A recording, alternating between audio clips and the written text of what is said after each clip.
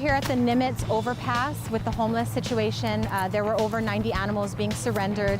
This is a collaboration of groups who have come together. Canine Kukwa, Poor Dogs and Popoki, For Angel Foundation. Hashtag Speak Up Movement has coordinated this massive effort. I came here today to foster a puppy or a dog. I seen it on Facebook. Okay, let's get mommy in. Oh man. Today we're looking for fosters and possibly adopting. And we have lots of dogs, estimated at 90 dogs, and we got at least 48 out.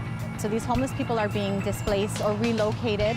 A lot of them need to go into treatment or shelters, and they can't do that with the dogs. A lot of them refuse to go unless their dogs are safe. I actually was just watching a woman forfeit her dog, and I was like, I'm holding back tears of my own because I feel that's all they have, so to speak, as far as a companion sometimes, but they're doing what's best for it, forfeiting it. So I'm hoping to do my part, help out. So it is pretty emotional out here. We have some people who are giving up their dogs, some who they've had for years. We have one owner who's had their dog for 17 years. And the situation is really sad. These people care for their dogs. They've taken good care of them. It's evident in the way that the way the dogs look. They're not emaciated. They don't look mangy. They're well cared for. They're well fed and very loved. Well, the way I understand it, the social worker's perspective especially, this is who we heard from, was that the animal control agency came in and started pulling dogs from the owners, and they thought they were going to get the dogs back, or they thought they were going to go into homes, and that's not the case. Many are euthanized. And so the social workers spoke to some of the other rescue groups, and we kind of came together to try to figure out how do we pull the animals, make sure that they get into homes, make sure they're not euthanized. And then if these owners are really going to take them back, we actually are not going to take the animal unless they agree to spay and neuter. We're spay and neutering everything. And that's kind of how this situation blew up. There's a lot of campsites with 30 to 40 dogs, and they all look the same.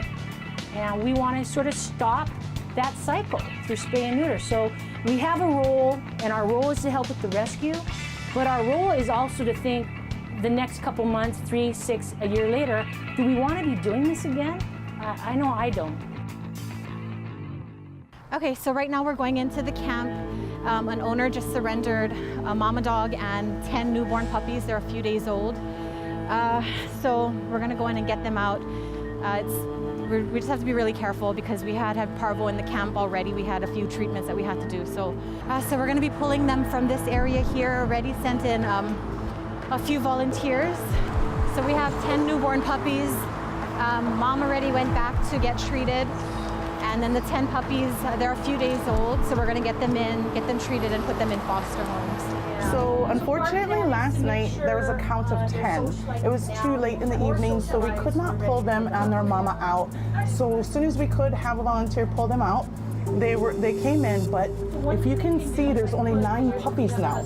Unfortunately, the owner had given away one of these very young and very, very fragile lives. The puppy, if not taken care of well, will perish, unfortunately. The puppy should not be away from parents. So that is one of the things that could happen if we weren't here. These dogs could be everywhere. We've got dogs that are in heat because they're not spayed. Some just had puppies. So we've got tons of mommies and puppies, and we just need fosters to help take care of these animals and possibly adopt them if it's a good fit for them. Specifically what I'm doing is I'm calming all the dogs down and I'm getting the dogs. And I am with hashtag Speak Up Movement. This is Cindy girl. She's really, really playful. She's so cute. So we have worked with a few families who have asked for 1 or 2 dogs back, and I'm talking where they have maybe 20 dogs and they want to keep 1 or 2. We are working with those families. We're getting those dogs medically treated. We're getting them vaccinated, dewormed, defleed, and we're giving them spay and neuter services, or providing spay and neuter services so that these dogs stop multiplying. And so we are working with them if they wanted to keep 1 or 2 dogs. We're also working closely with the social workers to make sure that that is an option for the people that have the dogs. So obviously if they're going into treatment or things like that, then the dogs need to be put in a foster. But we are working with them in that situation. Our role for the most part is to help get the animals checked out and treated for fleas and worms and get them microchipped so that we can follow them.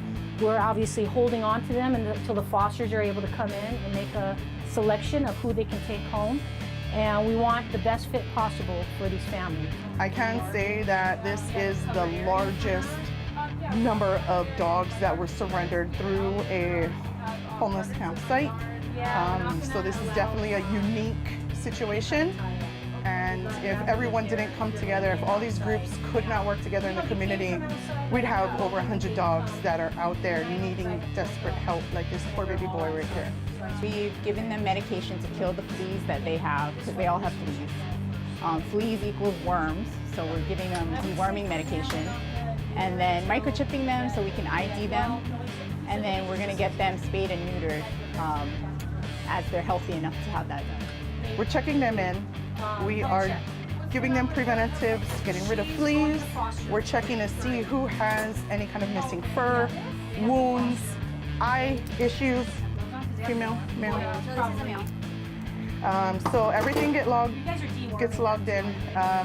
Most important part is fosters. So this poor little baby, ringworm. Can you turn him around real quick? So unfortunately, he'll heal up and he'll get better, but no puppy should have to go through this. So we're very happy to be out here helping. Thank you to Port Elizabeth for providing this van, the resources, the medical, for Angel Foundation, hashtag movement, Canine Cuckoo volunteers, everyone else that is coming together in the community, all for the sake of dogs.